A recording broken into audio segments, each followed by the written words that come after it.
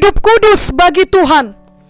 Kekudusan atau kesucian berhubungan dengan apa yang ada dalam hati kita, yaitu pikiran, motif, dan keinginan kita. Kita dapat melakukan perbuatan yang benar, tetapi kekudusan mencakup motif-motif kita. Mungkin saja kita sudah melakukan segala perbuatan yang benar, tetapi hati kita tidak sepenuhnya kudus, karena pada saat yang bersamaan hati kita masih mengasihi hal-hal lain dan memiliki berhala-berhala di dalamnya. Alkitab menceritakan tentang beberapa raja yang melakukan hal yang benar di mata Tuhan, tetapi tidak menjauhkan bukit-bukit pengorbanan. Mari kita membaca beberapa ayat berikut. 1 Raja-Raja 15 ayat 11 sampai 14. Asa melakukan apa yang benar di mata Tuhan, seperti Daud bapa leluhurnya. Ia menyingkirkan pelacuran bakti dari negeri itu dan menjauhkan segala berhala yang dibuat oleh nenek moyangnya. Bahkan ia memecat Maka neneknya dari pangkat ibu suri, karena neneknya itu membuat patung Asyera yang keji. Asa merobohkan patung yang keji itu dan membakarnya di lembah Kidron.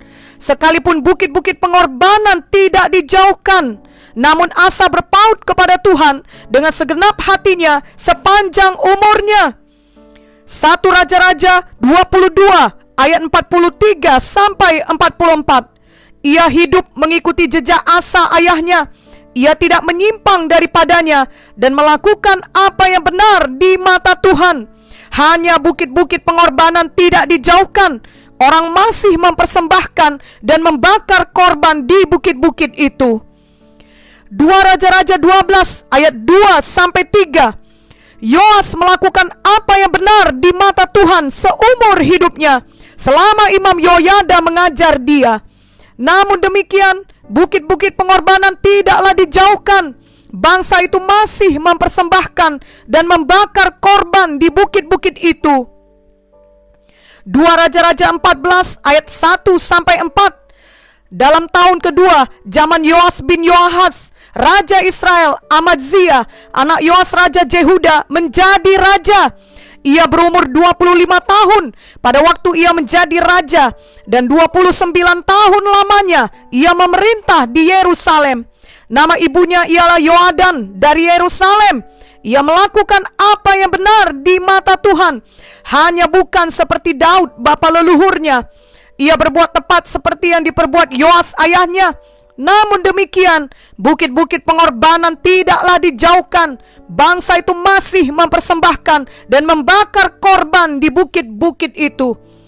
Jadi walau raja-raja tersebut melakukan hal-hal yang benar, masih ada kasih-kasih lain yang mereka biarkan dan tidak disingkirkan. Demikian pula keadaan banyak orang percaya pada masa kini. Banyak orang Kristen yang melakukan perbuatan-perbuatan yang benar. Misalnya, mereka terang-terangan bangkit dan menentang pornografi, sementara pada waktu yang bersamaan mereka masih mempertahankan penyembahan-penyembahan kepada hal yang lain dan berhala-berhala di dalam hati mereka. Banyak orang yang melakukan hal yang benar tetapi tidak kudus. Tuhan memanggil setiap kita untuk naik ke tingkat kekudusan yang lebih tinggi lagi. Mari kita ingat selalu 1 Petrus 1 ayat 16 yang berkata, sebab ada tertulis, kuduslah kamu sebab aku kudus. Mari kita benar-benar hidup kudus bagi Tuhan. Hanyalah Tuhan Yesus yang bertahta dalam hati kita. Tidak ada kasih yang lain dalam hidup kita. Ada sebuah kisah di mana kala itu peperangan yang parah sedang terjadi di Jerman dan juga di beberapa negara lain. Sebab saat itu adalah Perang Dunia Pertama, dan setiap anak muda harus masuk tentara dan dikirim ke medan perang. Adapun kisah ini adalah mengenai seorang anak muda yang menjadi tentara. Anak muda ini baru berumur 22 tahun. Dia baru saja menikah dengan kekasihnya yang sangat-sangat cantik. Dia sangat cinta kepada istrinya yang baru dinikahinya itu. Nama istrinya adalah Margaret. Namun kemudian karena ia harus masuk tentara, maka ia harus meninggalkan istrinya Dan anak muda itu kemudian dikirim berperang garis depan di daerah Eropa bagian timur. Dan setelah beberapa hari di sana, dia ditangkap oleh musuh dan menjadi tawanan perang. Menjadi tawanan perang adalah hidup yang sangat-sangat menderita, sama saja dengan menjadi seorang budak. Setiap hari anak muda ini hampir-hampir tidak diberi makan, dan dia dipekerjakan seperti seekor hewan. Tetapi anak muda ini bertahan. Dia tidak putus asa, karena setiap hari ia memikirkan mengenai istrinya yang cantik dan yang sangat dikasihinya itu, yakni Margaret. Ya, dia sangat cinta kepada istrinya Margaret. Itu sebabnya dia bertahan hidup sebagai tawanan perang. Dia berkata dia harus bertahan hidup supaya suatu hari dia dapat pulang kembali kepada Margaret. Jadi setiap hari ketika dia bangun pagi, yang pertama diingatnya adalah Margaret. Kalau ia harus bekerja paksa sepanjang hari, maka setiap langkah jalannya adalah Margaret, Margaret, Margaret. Ketika ia tidur malam hari, ia bermimpi mengenai Margaret. Bulan demi bulan berlalu, 1 tahun berlalu, 2 tahun berlalu. Cintanya pada Margaret tidak pernah luntur. Dia sangat merindukan bertemu Margaret. Setelah akhirnya perang berakhir, maka suatu hari pemimpin tawanan datang dengan daftar nama-nama tawanan perang dan berkata bahwa orang yang namanya ada di daftar ini akan dilepaskan untuk kembali ke Jerman. Pemuda ini pun berkata, "Oh, kiranya namaku ada di daftar itu." Tetapi ternyata namanya tidak ada di daftar itu. Pada hari berikutnya, orang yang sama datang dengan daftar nama, dan sekali ini namanya ada di urutan pertama daftar itu. Anak muda ini sampai melompat karena senangnya. Dia berpikir bahwa ia akan pulang dan bertemu dengan Margaret. Aku akan memeluk Margaret, istriku yang cantik. Oh Margaret, aku segera berjumpa denganmu. Maka dia pun berangkat pulang, dan dia melihat kotanya hampir hancur karena kena bom. Ada banyak rumah yang rusak. Dia berkata dalam hatinya, "Oh, aku berharap rumahku masih ada. Aku berharap Margaret masih hidup. Oh Margaret." Dia selama ini tidak menerima kabar dari istrinya dan tidak tahu apakah istrinya itu masih hidup atau sudah mati karena perang. Akhirnya dia pun sampai di jalan yang menuju ke rumahnya.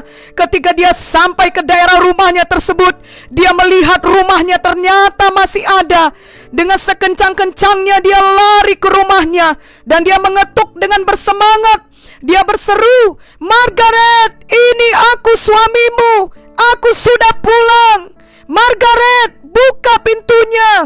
Margaret, aku rindu padamu." Dan tiba-tiba dia mendengar langkah-langkah kaki dari dalam rumahnya. Oh, dia tahu langkah kaki siapa itu. Setiap hari ia bermimpi tentang langkah kaki itu. Selama bertahun-tahun sebagai tawanan perang, itu adalah langkah kaki Margaret. Dan kemudian pintu pun terbuka, dan berdirilah Margaret, lebih cantik dari sebelumnya, secantik matahari terbit di pagi hari. Anak muda ini membuka tangannya. Dia berteriak, "Margaret, kekasihku, aku sudah kembali."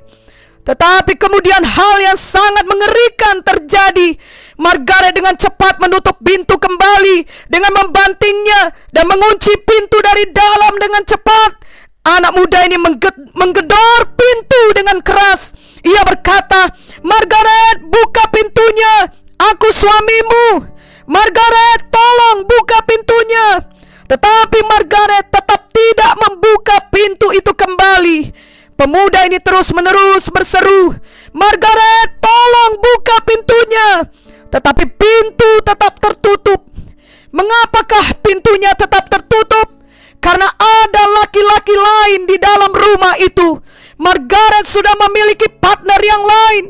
Kisah ini memang sangat menyedihkan. Janganlah kita berlaku demikian terhadap Tuhan Yesus. Tuhan Yesus sangat mengasihi kita. Kasihnya bagi kita melebihi kasih pemuda tersebut kepada istrinya Margaret.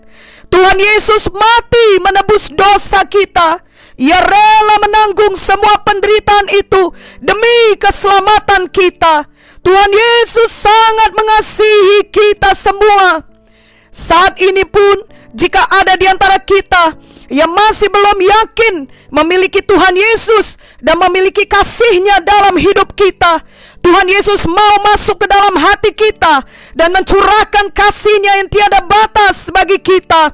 Wahyu 3 ayat 20 berkata, "Lihat, aku berdiri di muka pintu dan mengetuk. Jikalau ada orang yang mendengar suaraku dan membukakan pintu, aku akan masuk mendapatkannya, dan aku makan bersama-sama dengan dia, dan ia bersama-sama dengan aku." Janganlah ada kita yang tidak mengizinkan Tuhan Yesus masuk ke dalam hati kita dan membiarkannya tetap di luar hidup kita.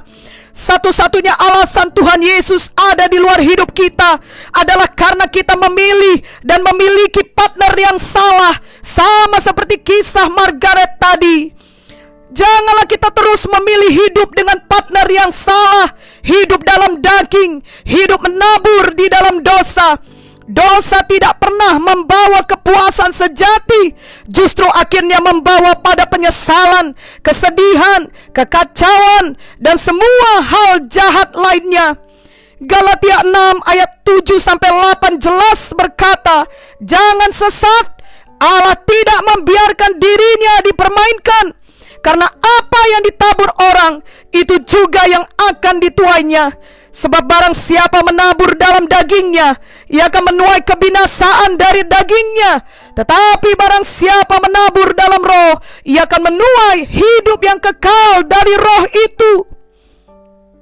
Marilah kita memilih hidup dalam kekudusan, hidup menabur dalam roh.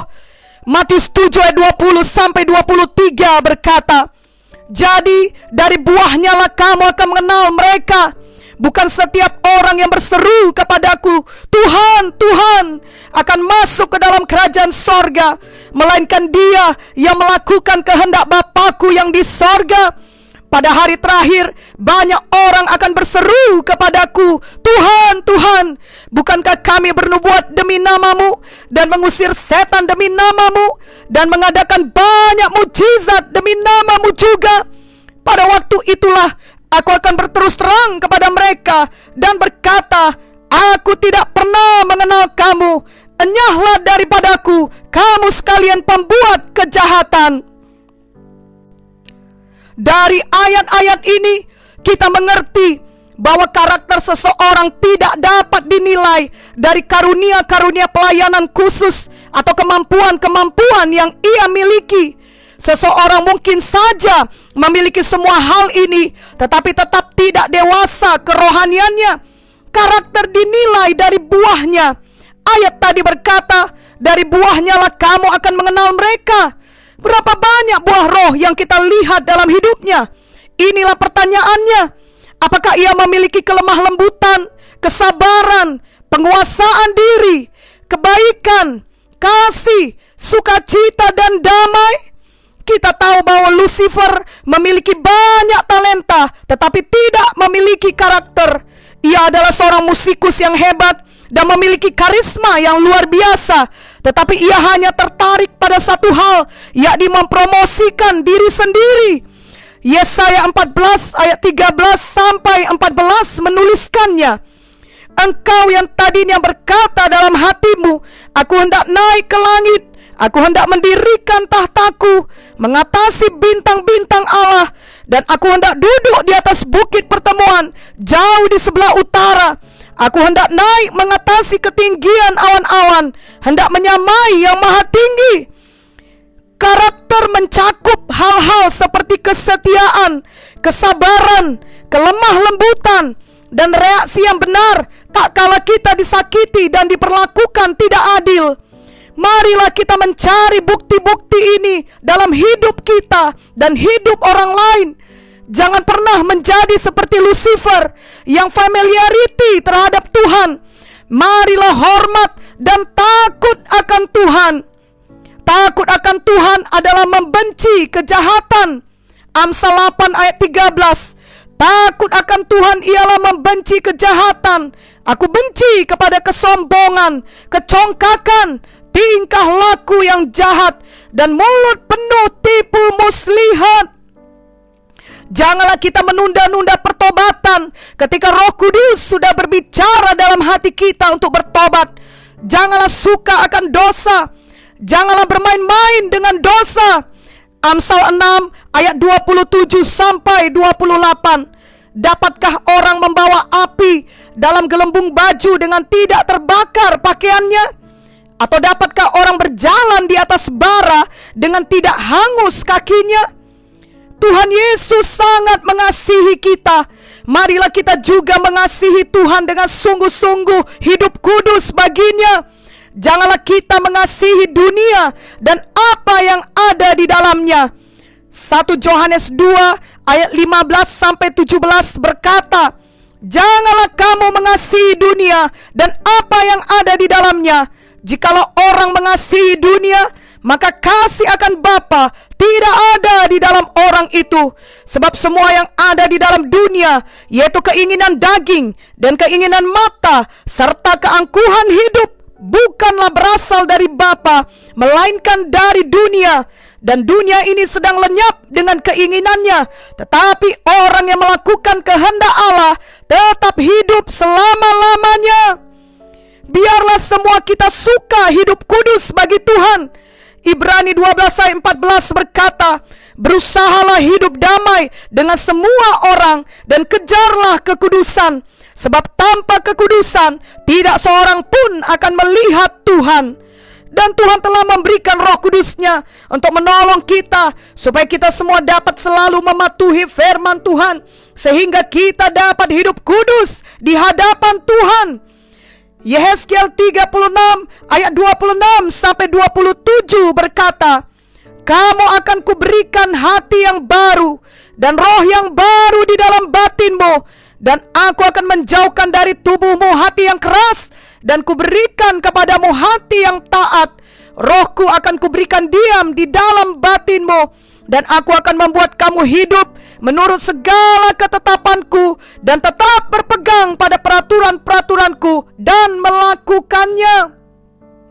Jadi biarlah motif hati benar-benar kudus, dan biarlah renungan hati kita selalu berkenan di hadapan Tuhan.